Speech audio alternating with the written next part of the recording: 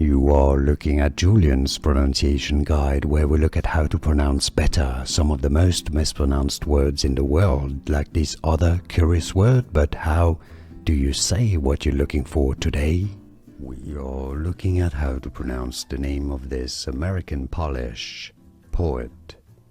For reference, in Polish, this is said as Ceslaw Milosz. Ceslaw Milosz.